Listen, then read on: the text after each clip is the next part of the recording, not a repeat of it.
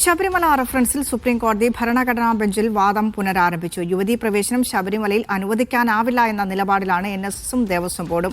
അതേസമയം വിലക്കിനായി പറയുന്ന കാര്യങ്ങളിൽ വ്യത്യാസമുണ്ട്. NSS മതവിഭാഗം എന്നതിൽ പ്രാധാന്യം നൽകുമ്പോൾ പ്രതിഷ്ഠയുടെ പ്രാധാന്യത്തിലൂന്നിയാണ് ദേവസ്വം ബോർഡിന്റെ വാദം. തിരുവിതാംകൂർ ദേവസ്വം ബോർഡിനായി മുതിർന്ന അഭിഭാഷകനായ അഭിഷേക് മനു സിംഗ്വിയാണ് ഹാജരാകുന്നത്. റഷീദ് ബിൻ മുഹമ്മദ് ഡൽഹിയിൽ നിന്ന് ഒരിക്കൽ കൂടി ചേരുകയാണ്. റഷീദ്, എങ്ങനെ തുടരുന്നു വാദം?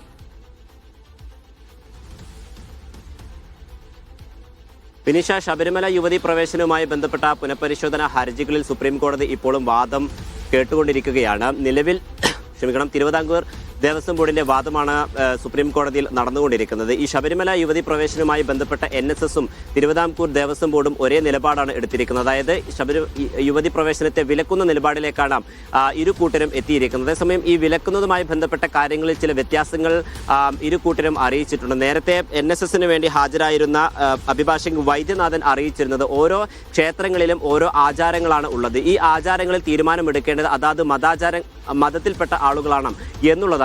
അതേസമയം ഇത്തരം കാര്യങ്ങളിലേക്ക് ഒരു എതിർപ്പാണ് ഇപ്പോൾ തിരുവിതാംകൂർ ദേവസ്വം ബോർഡ് അറിയിച്ചിരിക്കുന്നത്. അതായത് ജാതി, മതം, വർഗം, ലിംഗം അടക്കമുള്ള അടിസ്ഥാനങ്ങളിൽ പ്രവേശനം അടക്കമുള്ള കാര്യങ്ങൾ തീരുമാനമെടുക്കുന്നതിൽ ദേവസ്വം ബോർഡിനെ തൃപ്തിയില്ല, അല്ലെങ്കിൽ അതിന് എതിർപ്പാണ് എന്നുള്ള കാര്യമാണ് ഇപ്പോൾ അറിയിച്ചിരിക്കുന്നത്. അതേസമയം ഓരോ ക്ഷേത്രത്തിലും പ്രത്യേക ആചാരങ്ങളും പ്രതിഷ്ഠയുമാണ് ഉള്ളത്. ഇതിനനുസരിച്ചായിരിക്കണം യുവതീ പ്രവേശനം അടക്കമുള്ള കാര്യങ്ങളിൽ ഒരു തീരുമാനം എടുക്കേണ്ടത് എന്നുള്ളതാണ്. അതിനെ ചൂണ്ടിക്കാണിക്കൊണ്ട് ചില പ്രത്യേക കാര്യങ്ങൾ കൂടി അഭിഭാഷകൻ പറഞ്ഞു വെച്ചിട്ടുണ്ട്. അതായത് ശബരിമലയിലെ പ്രതിഷ്ഠ നൈഷിക ബ്രഹ്മചാരിയാണ്, അതായത് അയ്യപ്പൻ ബ്രഹ്മചാരിയാണ്. അതുകൊണ്ടാണ് ഈ ഒരു പ്രത്യേക കാലയളവിൽ വനിതകൾക്ക് ഇത്തരത്തിൽ ഒരു പ്രവേശന വിലക്ക് ഏർപ്പെടുത്തിയിട്ടുള്ളത്. എന്തായാലും ആചാരങ്ങളുടെയും അനുഷ്ഠാനങ്ങളുടെയും അടിസ്ഥാനത്തിലായിരിക്കണം ഈ യുവതീ പ്രവേശനത്തിൽ ഒരു അന്തിമ തീരുമാനം കോടതി എടുക്കേണ്ടത് എന്നുള്ള കാര്യമാണ് ഇപ്പോൾ ദേവസ്വം ബോർഡ് കോടതിയിൽ അറിയിച്ചിരിക്കുന്നത്. എന്തായാലും നിലവിൽ ഇപ്പോൾ കോടതി താൽക്കാലികമായി പിരിഞ്ഞിരിക്കുകയാണ്. അല്പസമയത്തിന് ശേഷം വീണ്ടും NSSന്റെയും അതോടൊപ്പം തന്നെ തിരുവിതാംകൂർ ദേവസ്വം ബോർഡിന്റെ വാദം സുപ്രീം കോടതി വീണ്ടും കേൾക്കും.